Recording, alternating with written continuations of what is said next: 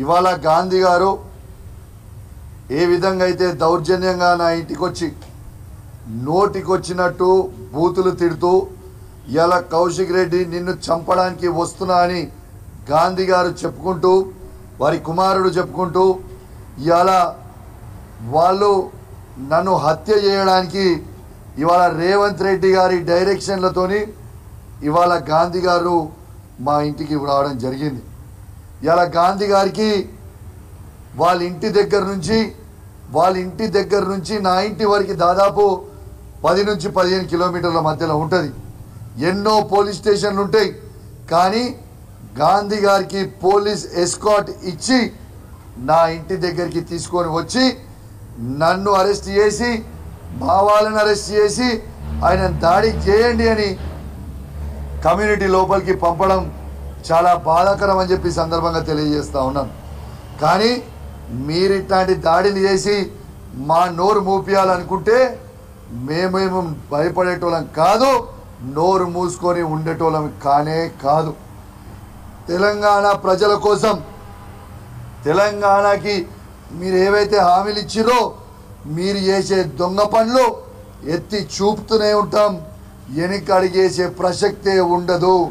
మళ్ళా ఈ తెలంగాణ రాష్ట్రంలో బీఆర్ఎస్ పార్టీ జెండా ఎగిరే వరకు ప్రజలకి న్యాయం జరిగే వరకు ఖచ్చితంగా మేము పోరాడతామని చెప్పి సందర్భంగా తెలియజేస్తా ఉన్నాను.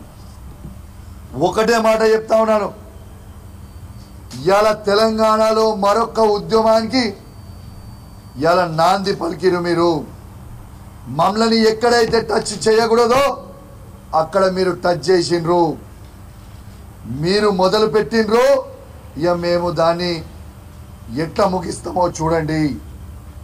ఇలా తెలంగాణ ఒకటే గుర్తుపెట్టుకోవాలి, తెలంగాణ గడ్డ ఇది ఉద్యమాల గడ్డ బిడ్డ, తస్మాత్ జాగ్రత్త అని చెప్తా ఉన్నాం. ఇలా మీరు చేసే రౌడీయిజం, మీరు చేసే గుండాయిజం, నేను చేసిన తప్పు ఏముందని అడుగుతున్నా పోలీసు వాళ్ళని. ఇలా నేను పిటిషన్ ఇవ్వడానికి ఇలా మేము నాతో పాటు 15 మంది ఎమ్మెల్యేలను కలిసి ఇలా పోలీస్ స్టేషన్కి పోతే నన్ను పిటిషన్ ఇవ్వకుండా మధ్యలో ఆపి పోలీసు వాళ్ళు వాళ్ళే నన్ను నూకి వాళ్ళే నా కథ పెట్టుకొని నా మీద కేసు పెట్టడం అంటే ఎంత దుర్మార్గమైన పరిస్థితిలో ఈ పోలీస్ పనిచేస్తుందనేది ఒక్కసారి మీ అందరు కూడా ఆలోచన చేయాలి. నేను దయచేసి పోలీస్ మిత్రులకు చెప్తా ఉన్నాను, మీకు ఆ డ్రెస్సులు ఇచ్చింది, దయచేసి ఆ డ్రెస్ని పరువు తీయకండి.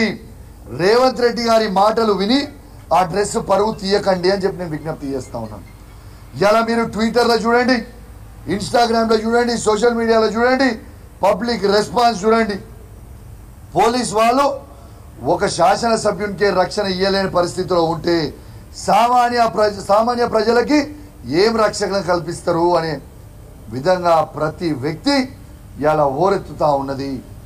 ఇలా మీరు చేసిన చర్య యావత్ తెలంగాణలో ఉన్న ప్రతి ఒక్కరూ మీరు చేసిన గుండాయిజం, మీరు చేసిన రౌడీయిజం మొత్తం కూడా చూస్తూ ఉన్నారని చెప్పి సందర్భంగా తెలియజేస్తా ఉన్నాను.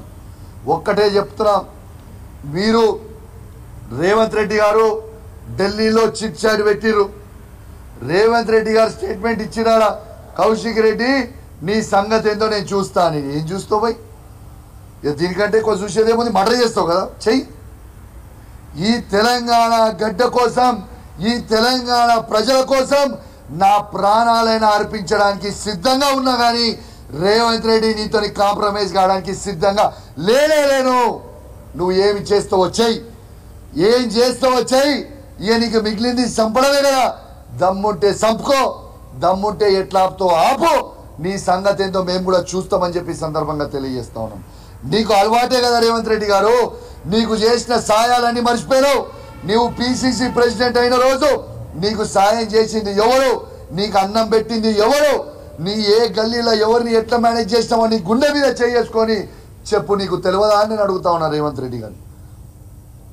ఇలా అద్దం బలగొట్టిన ఇంట్లో, ఇలా నన్ను అటాక్ చేసిన ఇంట్లో రేవంత్ రెడ్డి గారు నువ్వు కనీసం ఒక 100 సార్లు నా ఇంటికి వచ్చిపోయినవా లేదా, నా ఇంట్లో భోజనం చేసినవా లేదా? ఇలా ఏడైతే తింటావో, ఏడైతే ఉంటావో, ఏడికైతే వస్తావో అక్కడనే నువ్వు సున్నం పెడతావు, ఆ ఇంటి వాసాలే లెక్క పెడతావు. ఇది నీ చరిత్ర రేవంత్ రెడ్డి గారు.